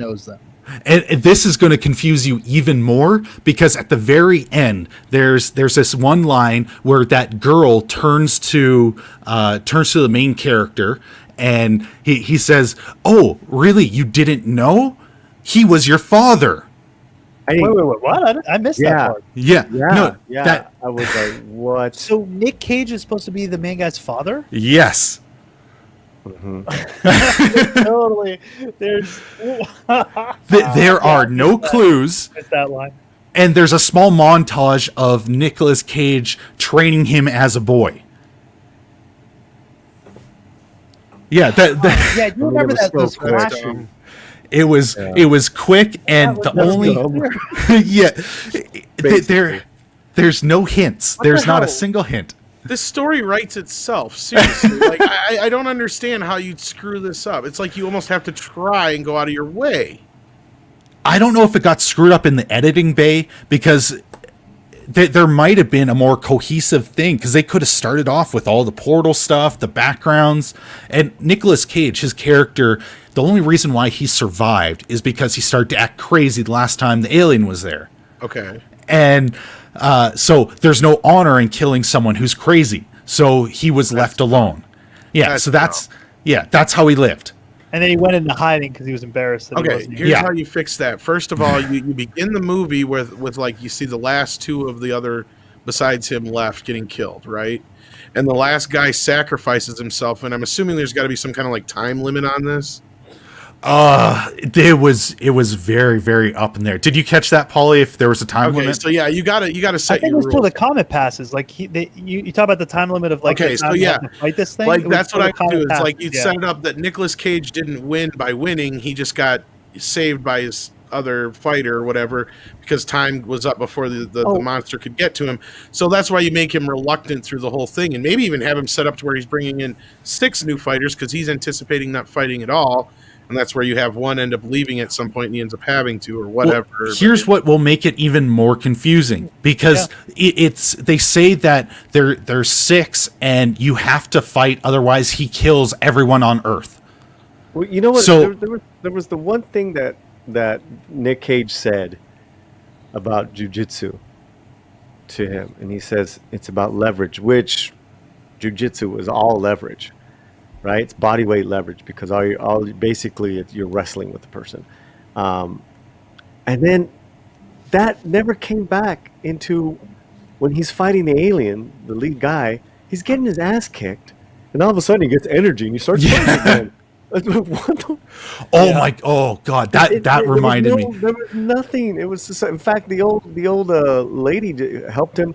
The old lady came out with a shot up shotgun and blew the alien to hell. That was the leverage. Was that the leverage? She was the leverage. She was hilarious, by the way. And yeah, during that fight, they figure out they figure out fire screws with his visor. Like, okay, so this thing has been supposedly killing people for 2,000 years, and nobody has done fire. There's been explosions the whole fucking time. In the movie. There's been so much explosions. The monastery fire, nonetheless. It's right in front of the hole. Yes. There's a fire burning, Tom, right in front of the fucking a portal. Yeah. Right? Oh, I can't see it. But they only figure that out like in the very end of the movie so that they can The portal closes. Now, here we go. But we didn't even know if what happened with the portal. I found bleedingcool.com. He does a flying kick, right? And like launches him into the portal and it closes. This is so easy to. But did that destroy it? Well, he doesn't put something inside of it, and so when he puts grenades in the thing because it always heals. Yeah, and then they kick him into the portal. Right, and I think he explodes as he's going through the portal. So, it explodes. Yeah, but the portal isn't destroyed. It looks like it's back to normal. So we don't know if the thing is Yeti. Real quick. Yeah. It looks like this quote. And that's what the press they daftly do is that they quote themselves when they're being interviewed.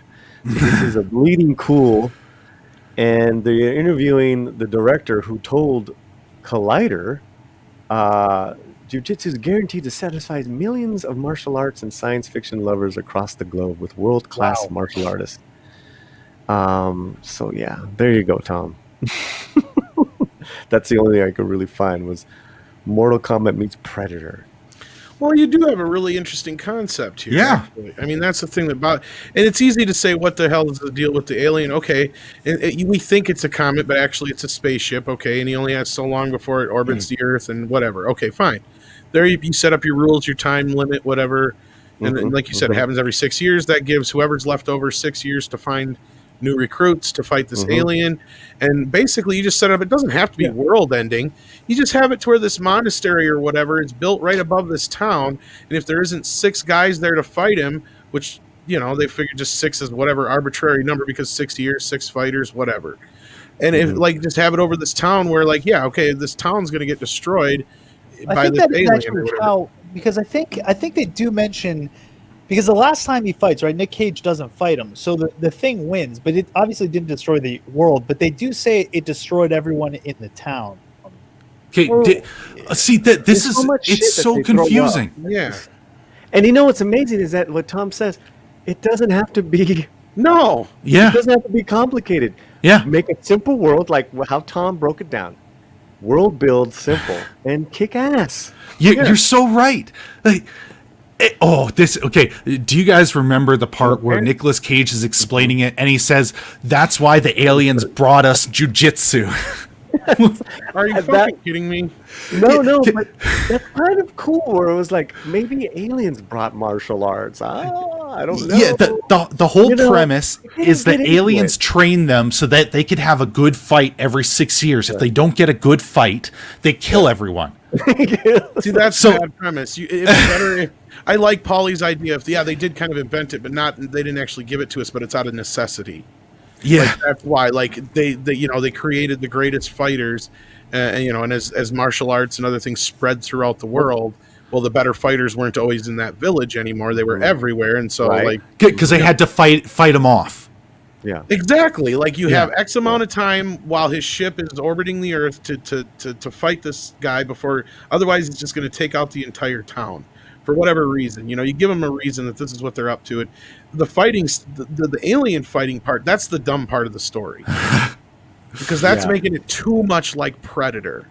You know what? I thought that at first, but he actually was a badass fighter. Well, that's fine. You can have it that way, but they're just trying to come up with excuses for him to fight like that. That's all.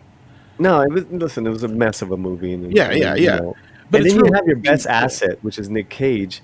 You only had him for 3 days. That's what I read in the notes. Well, that sounds about right, because like I said, he does a lot of this stuff anymore. Like I heard the deal is you can get him for dirt cheap.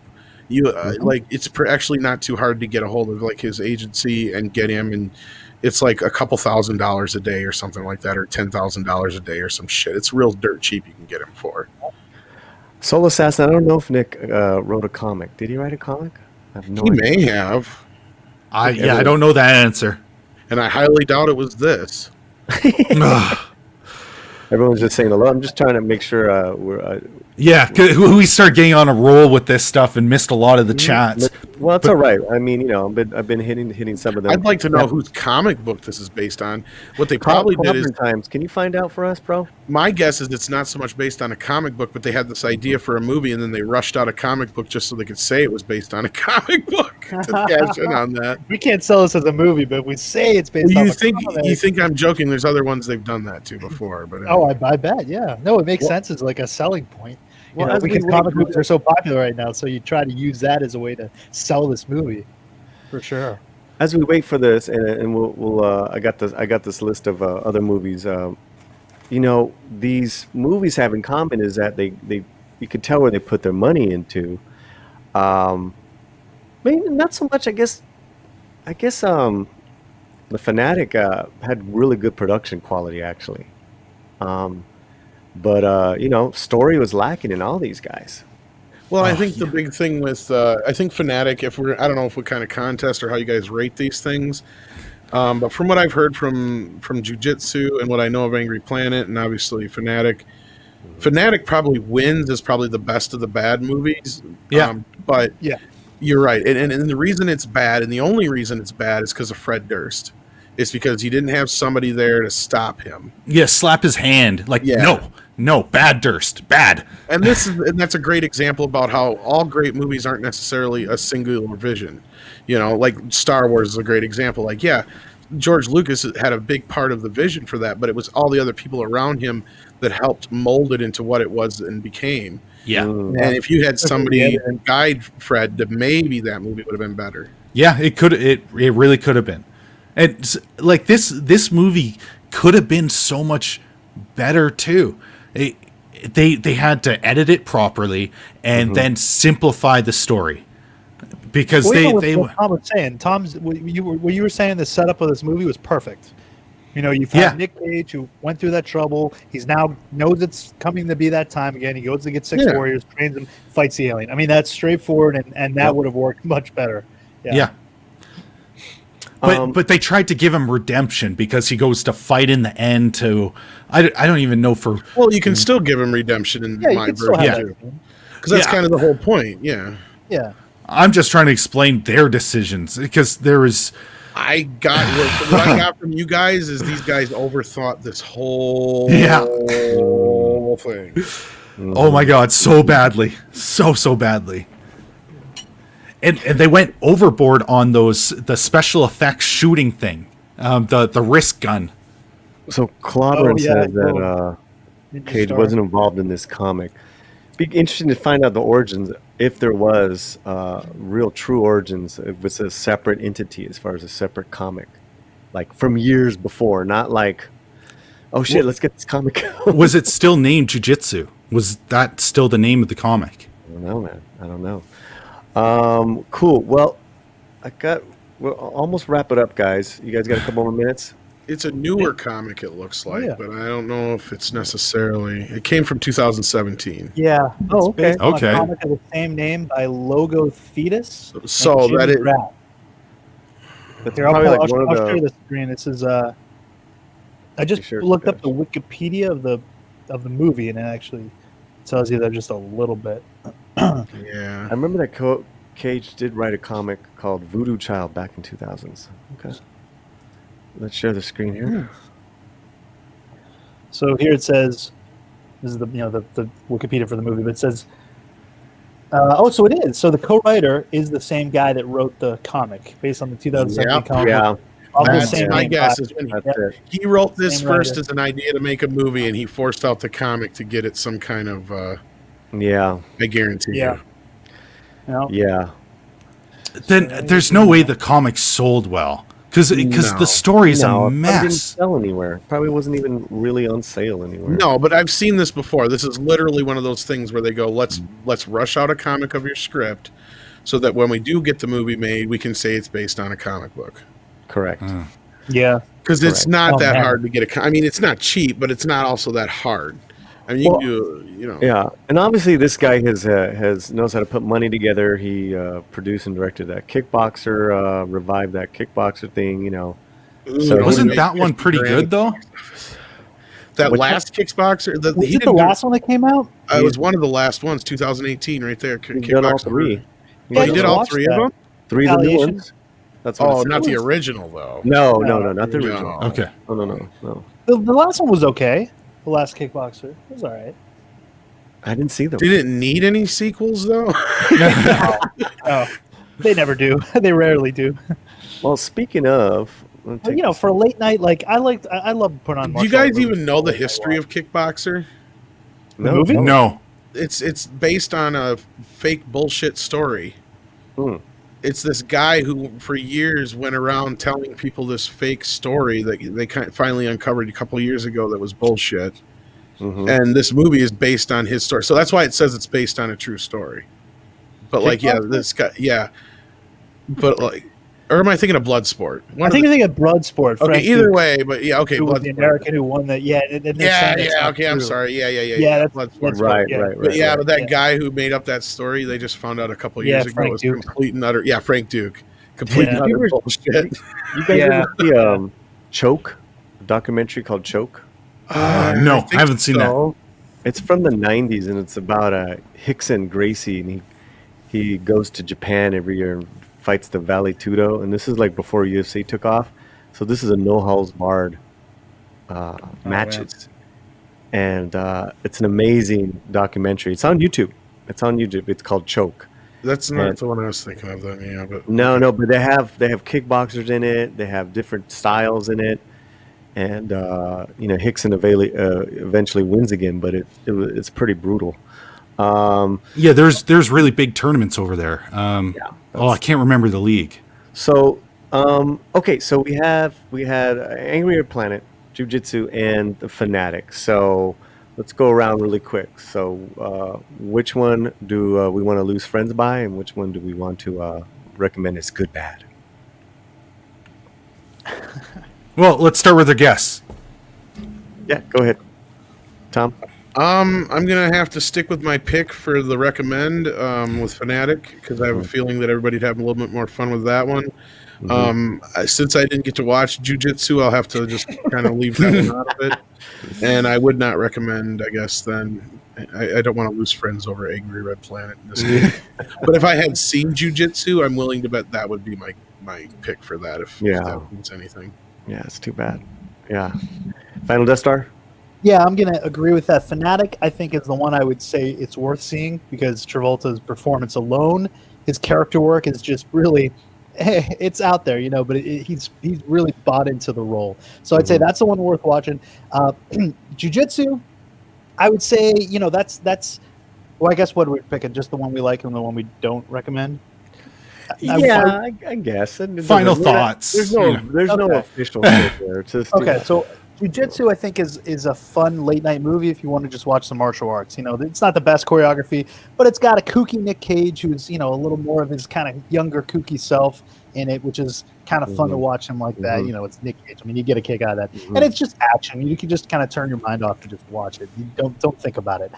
Angry Red Planet, I'd say probably I don't want to lose friends over, because as enjoyable as the last 10 minutes might be, it's only an hour and 23 minutes. It's slow, it drags, and I think it's hard to kind of sit through and really care about. So I would say I think the majority of people are probably not gonna get too much out of that. So I'd say I'd maybe stay away from that one. All right. That's Yeti. it. Yeah, I think Fanatic would be the one I'd tell people. You will lose friends if you tell them to go watch Jiu-Jitsu. They're just going to they're going to disown you, and that's kind of the big question for you guys: is how much do you hate us after we told you go check out these movies? Yeah, man. Jiu-Jitsu I watched on my own before you guys even told me. That's funny, man. I'm curious to see your list you had, because I didn't get to see it earlier when you were showing it off. Oh, we're gonna put it up right now. I started coming out with ones too. Yeah. So I would say if anyone wants to watch a good martial arts flick, don't see Jiu-Jitsu. see Ambach. That's an incredible movie. Real simple, straightforward story. They steal the Buddha head from the village. The village is dying. He's got to go save the Buddha head. It's fantastic choreography. And the Fanatic is, it's a great train wreck to watch. Anytime you see one of your favorite actors from the past trying to just, still shine his light doing a character, just like, damn. I didn't see Angry Red Planet. Okay, so I got here a list that we're just starting to compile. Again, nothing's official, but sorry, putting this on everyone. So we got Honest Turd. See, now that sounds like one of those ones. Zombies, Troopers, and Frankenfish. Yeah. Mm-hmm. So any of these pop out to you guys? Just there's a few. Roadhouse. Oh man, there's a few that I don't think should be on the list. Okay, tell me. Pick one. Oh, I can pick a few. I'd say Roadhouse. Roadhouse is that's a pretty classic standard. I was going to say that's one that doesn't belong on there at all. Yeah, and then you got the few that are just the bad movies made on purpose. Intentions. Yeah, and lots of these are very old too. They're not recent ones. Like I think Monster and Frankenfish are pretty new. I mean, not new, but they're made to be bad. Yeah, and same thing with Nuns with Guns. That's supposed to be like one of those kind of movies too, isn't it? Now, Miami Connection is more what I picture when people tell me a good movie, because that was Waterworld. Yeah. Replicas. I don't know. Have you guys heard of that one? I think so. Is that the Jean-Claude Van Damme one? No, this is with Keanu Reeves. Okay. Oh, I've seen it. Replicas, you were able to sit through the full thing? Yeah, I watched it all. It's not great. It's a Death bad Race movie, 2000 shouldn't really be on here, I don't think. Like Unless you're talking about the newer one. It's a pretty new one, yeah. When it was mentioned last night, they were talking about both being, good. The original's good. Was it good? No, is Roadhouse really a good film? Yeah, it's decent. Yeah, I'd say it's good. Come on, man. It's high enough caliber. Plot. I mean, it's not, it doesn't try to be too much. It's, I don't know. Patrick Swayze being a security guy. I see Roadhouse. I'm not sure about Cable Guy on here either. Oh, no, there's no way Cable Guy. Now, Battlefield Earth is more like what I'm thinking of. Yeah. Okay. Battlefield Earth, that's 100%. Yeah. I think Cable Guy Infinity was Cable And the Guy. last, 4 movies on the list should not be there. Who Running? Really? Yeah.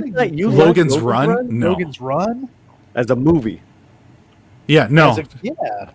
Story is great, but the movie was. I thought the movie was. Yeah, the movie's a little outdated. whatever, but maybe outdated. But when I think of good bad movies or whatever we're talking about, I'm thinking of stuff like Battlefield Earth, the Room that just recently came out a few years ago. Birdemic. I mean, Ed Wood, That's you got to a put an given. Ed You Wood know they're movie gonna in be there. bad. So here's the thing: Birdemic and certain things like that fall in that category of they're trying to make one of those. Okay, then Dungeons and Dragons. There you go. Yeah, Yeah. there you go. Yeah, Where they yeah. intentionally went out of their way to make a bad movie, I don't count that. But when they are trying to be sincere and trying to make a good movie, like obviously Fred Durst thought he was making cinematic fucking magic. Yeah. Yeah. You know what I'm saying? Like, yeah, I should say really quick, this list was put together. I asked people on this panel I was on and in the chat that I was on. And I did include myself. I included Logan's Run and Flash Gordon and Roadhouse. So I am at odds with Tom on those. okay, Flash Gordon I can understand. Because That's for next week. That is a bit cheesy enough to where I could see that falling in that category, but it's a bit beloved, so you're going to get some pushback. Logan's Run is considered a sci-fi classic. If you're just going by the fact that it seems outdated, to me that doesn't feel like it falls in this category. But again, we're just going by my opinion. And Roadhouse was actually a fairly well-received commercial film. Like, Yeah, I mean, people seem to like that. Even still, they bring it up. Oh, still, like, yeah. Little Nicky is kind of falling more into that category because again, you've got Adam Sandler there. Actually, that was a bomb when it came out. Exactly, Oh. you got Adam Sandler Yeah. genuinely thinking he's doing something good, and people were trying to make a good movie, and it came off bad. No, then you have to go with Jack and Jill. But Jack wouldn't that and be Jill Punch is another Drunk Love? one. Wouldn't that be Punch Drunk Love? Punch Drunk Love, I liked. I thought that was a good movie. That one was pretty critically P.T. acclaimed. I Anderson? didn't like the movie, but his performance is okay in it. Yeah. American Cyborg, that's kind of falling more into that territory. Now, Steve Martin's Pink Panther is just a bad movie all around. There you go. Yeah. There you go. Like that was just a bad idea. Period.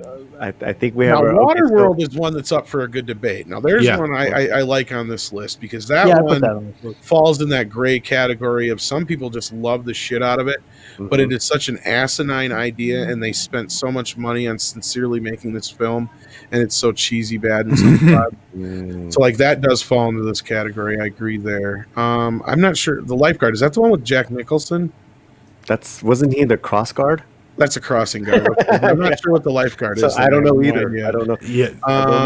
But yeah, Killer Clowns from Outer Space is kind of one of those first movies where they were trying to make a bad good Cult movie. classic now. Like that's what I'm saying. Like that's one of the first times they actually tried to do it intentionally. Like so that Kinda cheesy. Or cheeky. yeah, they're trying to be cheeky, tongue in cheek. Night of the Comet, I'm not sure about. I guess that could fall into this Night of the category. Comet. I remember. We're not watching I remember Ghostbusters 2016. No, we're not. I want to get that out of there right now. See, but that does actually that would actually fall into this category. Yeah. They were genuinely setting out to make a good movie. That's the first thing you have to have, in my opinion. Again, Yeah. now this is your guys' show. I'm sorry for interrupting there. I'm saying there's no Ghostbusters 2016. But that's the way I would ask yourself: is first off, are these people trying to make a genuinely good movie, or is it they're trying to make like a Sharktopus movie? If they're trying to make a Sharktopus movie, then to me, they're just it shouldn't count. But if you're talking Plan 9 from Outer Space, The Room, The Fanatic. What about Ed Wood? Ed Wood's movies, honestly thought he was trying to make a great movie. Well, that's So kind of where when this it kind of stems from, isn't it? Like that's kind of the whole Yeah. idea of it. Well, real quick, Legion, the Fanatic, and Jiu-Jitsu, they're all and Breach with Bruce Willis. What they all have in common are these ones are once great actors take probably getting their payday in these really bad movies, and they're still trying to live in the limelight, and they're just That worked too. That's yeah. a good. We have to do replicas then, because it's it's inexplicably bad. Well, the chat's lighting it up, man. Yeah. The chat is lighting it up. Oh, they love this stuff. Yeah. I love this stuff.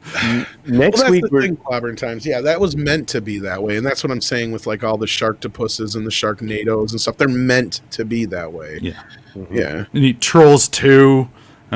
I still think Birdemic, because he thought he was. I don't think he went out to make a See, bad I movie. haven't seen that one, so yeah. Okay, because he did a follow-up after his first one became like a real success for people are watching it because it was so bad, and then he tried to make a bad movie, and nobody talks about the sequel because it's unwatchable. There's nothing fun. So I'm thinking next week. Let's take this off. And again, you guys, this is just my opinion. You guys, this is your thing, so please don't think like I'm telling you how to run your. No. We're having fun, dude. We're talking about fucking Yeah. movies. So we want to hear this stuff. You know, yeah, like my suggestions would be definitely things like Howard the Duck, Yeah. Garbage Pail Kids, The Toxic Room, Avengers. See, Corman's a funny one. See, because Corman almost specifically sets out to do this shit on purpose sometimes. yeah, You got to find that line. Yeah, I think it should be a cross between tunneling back on some of those ones that were trying to be great and like what actually is out. Because remember, I started doing the reviews over the holidays. Yeah, because I was sequestered or whatever, and we were just watching movie after movie after movie, and even An Honest Thief with Liam Neeson, that was horrible. And I was like, oh man, these movies are being released now. Yeah. Them are great examples though too. Is like when you have an actor like Nicolas Cage or Bruce Willis, where either they're trying to pay their bills, so they're doing all these cheap shit movies, or like Bruce Willis, who nobody wants to work with him anymore. So, right. Like that's a great example because those people are genuinely trying to set out to make a good movie. I think that's the good criteria to have. I'm sure the filmmakers are, right? That's what I'm saying. Yeah, Red like Bird, if you have the Greek guy, and they're like, "Damn, I got Nick Cage. I'm gonna make this. This is my moment." Exactly. Like he just did another one called Primal, Nick Cage, and it's got Really? So that's pretty recent. I think it was 2019 it came out. I think it. I have to go take a look. Have you guys seen another recent one? I think it's a couple years ago now that he did called Color Out of Space. No, I haven't seen that. I Very haven't seen it interested. yet. Okay, Now that one's actually got some pedigree behind it, from what I heard. Yeah, I really liked it. That one's probably one of his more serious ones. But no, I agree with you, Paulie. Like that's a good section to have. Like like you said, like these movie stars and people who are obviously doing this stuff for a paycheck, but the directors and writers and stuff, they genuinely are trying to make something here out of this. I mean, you gotta right, Tom. This is like their moment. This is what they've worked so hard, and they're independent. Like they've come out of. They're not in the film business. They probably came from other businesses where they always just wanted to make a film. And it's like, I got Nick Cage. I got a jiu-jitsu thing. I got John Travolta in a toupee. I was once a singer. But next week we're gonna have Jake D with us, and Jake D gave us Flash Gordon. So we're gonna do Flash Gordon, Sam Jones, 1980 Flash Gordon, and we'll figure out the other film, Yeti, and if there's another guest. But this is fun, man. I love this. I've got a recommendation for you guys to add to the list. Sure. If you can find it. Okay, it goes by two names. It had an original title, and then I guess they changed the title. But it's either Inhumanoid or it's called Circuit Breaker. It's from 1996. It stars Richard Grieco as a sci-fi movie. Okay, it's supposed to be taken seriously. I mean, they think they're making a great film. He literally, I don't even know what I should say. I might just let you guys watch it, but he quotes, and it's not supposed to be like he's quoting the movie, but he quotes Casablanca. Like he literally says lines right out of Casablanca, and it's not meant to be like I'm quoting Casablanca. It's supposed to be as though it's like written, for the movie. It is so bad that it's worth watching. That sounds like The Room, because what's his face? Tommy. Tommy, yeah. Tommy Wiseau, like he didn't know how to really write, so he was writing lines that he remembered wrong from other movies. Take your stupid comments and keep them in your pocket. Yeah, you keep them to yourself. And then like the Lisa, you're tearing me apart, or you're tearing me apart, Lisa. It's supposed to be from Streetcar, or not Streetcar, but Streetcar. Was it Streetcar? Yeah. No. I thought it was the one with. Hey guys. But yeah. He has a new sci-fi movie, Attack of the Unknown. Who does? Richard Grieco. Oh shit. Oh, there we go. There's another one. Wow. Well, that 22 Jump Street money only goes so far. Yeah. I mean, he's looking mighty Mickey Rourke-ish now, man. Well, it's probably because he put all his money into his face. Poor fella. Jesus. Now, if So looks could kill, what's this there's movie? the movie you should put on the list. If looks could kill. Wait, who's in that? It's a Richard Grieco movie. Is it I've seen sci-fi? that before. No, it doesn't have to be I've seen that sci-fi. before. No, I just think it's hilarious. Anytime, like Bruce Willis in space. It's like Well- Kid 007, and it's so cheesy bad. okay. But they were I doing- watched that one, the recent one with Bruce Willis in space, where the alien thing The- comes to the ship. Breach, Space Worms. Yeah, Breach. Yeah, I just watched. We did that a too. few weeks ago. What is the That's movie you terrible. recommended, bro? the one I just or him. Both. Oh, I was talking about the Richard Grieco one. I said if looks could kill right there. Big Kill Michael. Oh, Highlander 2. That's Highlander 2 is a good Yeah. one. Yeah. Too, yeah. The one I was recommending is called Circuit Breaker. Wow. Or And then there was Rollerball. he's got a gun right in his No, they lap. literally meant this to be like his big star vehicle after Yeah. 21 Jump Street, and Yeah, it he was huge, totally man. flopped. He was huge. I'm really confused as to why Eric K is talking smack about Time Bandits. No, Time Bandits is never going to be on this list. Time Bandits is a great. Jaws 4 is a good one for this list, though. That's an episode. If you guys do Jaws 4 or like, What's up with that, Highlander, Eric K? you know. Speed 2. Yeah, Speed 2. Here's the thing, now. Here's another thing, though. Should you allow bad sequels? Because Because because the notoriety is already there. It's like, why are we going to see it? I mean, that's a good question. Yeah. Oh, I think of like Oh with my Highlander God, too. It's so the far last- removed what from a the thing. original. It's almost Yeah. a movie on Kind its of. own, Well, and it's same not- thing with Troll 2. I mean, I guess in a way that Yeah. argument could be made, but Yeah, Troll 2 doesn't have trolls. because it was never meant to be that. Yeah. Yeah. I mean, you get the Leprechaun in the Hood, although that's kind of interesting. Actually, I like now. You want to talk about one that's bad? Go to Leprechaun in Space. That one's horrible. Or Leprechaun in Wow. Space, yeah, that's even worse. Wow. Yeah. I mean, it's never ending. This stream in this show is never going to end. Yeah, Yeah. there's too many. Yeah. And that's another thing, Tom, and guys, we'll just finish up by saying, is that when I saw Legion, I was like, this had to have been made 30 years ago. Right? It had to have been, right? You'd be surprised how long some of these movies sit on shelves too. Yeah. Replicas was on it for like 5 years or something. Yeah.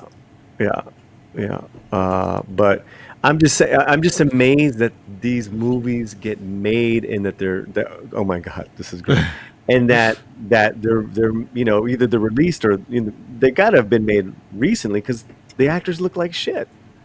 Oh, And you're just like, whoa. I don't know, man. There it is, Circuit Breaker. Wow. How old is that one? That one's from '96. That's 96. This is after If Looks Could Kill.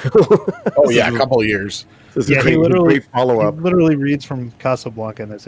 You guys gotta watch this one. Well, this is clearly a straight to video type thing. Yeah. Oh, I was curious if it was like Full Moon Features, What but I the- don't think it is. Are those like circuits coming out of the skin? Well, the movie's called Circuit Breaker for a reason. Wow. See, I'm amazed that this guy worked. I had no idea. Rico, he's famous. He was famous. Dude was on fucking TV. He was on. No, but after. I for know, so many but you years. got to think. Like, Well, I was mean, on he one of the worked, but biggest- it's like these kind of movies. he was a bankable enough actor for like a 1 or 2 movies, and then he just fell into this whole like. Straight to This is TV. so amazing, Yeti. What we I know. It's like we've discovered gold. Grieco is I the know. kind of actor who just hangs on way too long. He tried and tried and tried and tried and tried, and he just got enough little breaks here and there that he just didn't get discouraged enough. And I'm not trying to say that anybody should be, but I think by this point, dude shouldn't. I mean, of course, he's just banking on Yeah. whatever. His name. Yeah, His whatever. name. I can't say I wouldn't do the same thing, so I should shut up. Well, I mean, hey, you know what? That's like he's got fans. They all have fans. Well, yeah, if he That's keeps so getting amazing. paid to be in these movies, he's got enough fans that want to see. Yeah. We'll see what he's watching or what he makes. I Well, guess I you're an mean- actor. You want to do that for your career. I mean, you got to take what's given to you. Well, here's the unfortunately, thing it's with not him a is he movie. probably picked the wrong. I'm not saying that 21 Jump Street was a bad launch pad, but he was in a bad position because he was basically replacing Johnny Depp. Mm. Yeah. Yep. So from the very Thought about all that. start, you've got like this stigma that, you know, a lot of people are just going to dislike you for that. It doesn't matter if you're likable or dislikable at all. It's just a matter of, we don't care. You're not Johnny Depp, period.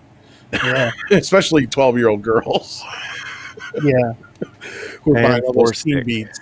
And there's a lot of good ones in the chat too. Yeah. Eric, yes, Ishtar. Oh my God, Ishtar.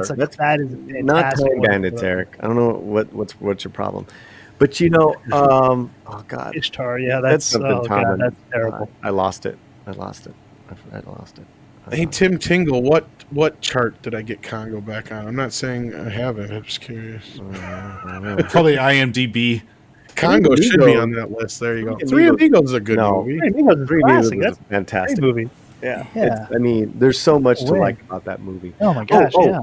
About Richard Grieco and Johnny Depp. You know, you got to remember at that time, they all wanted to be De Niro, Mickey Rourke. You know, Oh yeah, they totally. all wanted to be that serious actor. So you know, Greco is like, oh, I'll do this, but this will help me get to my movie career. Yeah, but again, I don't think they took that into consideration because it Yeah. never really worked. It was a bad choice. Like if you're already an established actor and you're taking over for another actor, that's different. Mm. But if this is like your big break, yeah, that's not a good move to take. Yeah. You're just asking to be hated. Well, guys, thank you all so much. This was a lot of fun, bro. Yeah, I definitely want to do it again. yeah. Well, Yeah, you definitely. guys are always welcome back. And we're gonna do this every Saturday afternoon.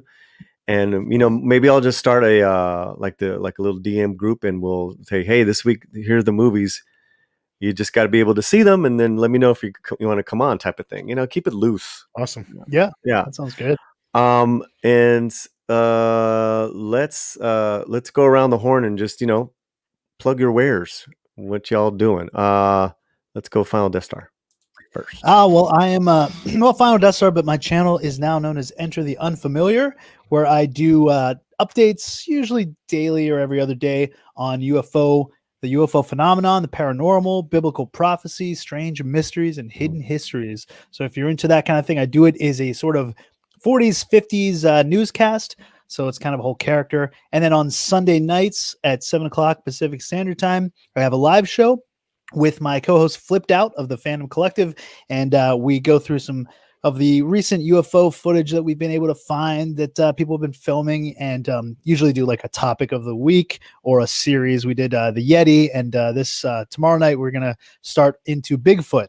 So check us out Sunday nights. And other than that, I am on Rogue Entertainment later today. I believe we're on Nina Infinity's channel. She just hit 1,000 subscribers. So we're going to be doing a little celebration on her channel for Rogue Entertainment. And then Tuesday nights on TR4 on author Stephen Walton's channel. And then Bear Nerd Fun on Saturday nights as well. Late night. If I'm able to do that, you can sometimes find me there. Awesome. Thank you guys very, very much for having me on. This was a lot of fun. Honestly, this was a lot of fun. Talking about bad movies. Senor quote, Tom. unquote. Senor Tom. Hey, that's me on TV. Oh, it's my turn to talk. You can find me on Midnight's Edge and Midnight's Edge After Dark, and hanging out all kinds of different places. Thank you for having me. This was fun. All right, Yeti. Hey, Jay, this was a great episode. I loved it. Yeah, you can find me over on YetiCast. I'll be on Loki's channel on Tuesday, and tomorrow I'm going to have an interview with that Star Wars girl on her channel. So come check those things out. And yeah, I hope you guys enjoy all of that. Congratulations. That's great. Thanks, man. That's great. I want to thank the panel. You guys are awesome, and I want to thank everyone in the chat. Wow, the chat just blew it up today, and they're still going. They're still going. I want to thank all the new subscribers to the Latino Slant. We just broke 500 a few days ago. Thank you so Nice, much. congrats. Congratulations, man. You deserve it. And Halfway there, halfway to pay. oh yeah, man! And we're doing daily 1 minute countdowns right now. We're almost to the #1 spot of the top Latina actresses of 2021, and we're having fun with that one, Tom. It's a good list, bro. Awesome. Yeah, bro. So yeah, and our next live show is Tuesday night on the Latino Slant. Coming up in the next few weeks, we're gonna have the drummer from Los Lobos. We're gonna have some of the actors from Cobra Kai, and I think Tom's gonna join me. I'm gonna make sure he joins me. And Cobra Kai, hell yeah, man. ¿Qué más? Some bloggers and all good stuff, guys. Check out the site. Much love, everybody in the chat. I will next week we'll have Jake D and for sure Flash Gordon, and we'll see who else is going to join us. Sounds good, Yeti? Perfect. Man, you guys have a good Saturday, everybody. We'll take you out with our lovely music. Y'all be good, and I'll see you all later. Peace. Bienvenidos. Welcome to another edition of one of the greatest shows ever to exist, the Slanted Yeti. With this week's guests, Tom from Midnight's Edge and Final Death Star.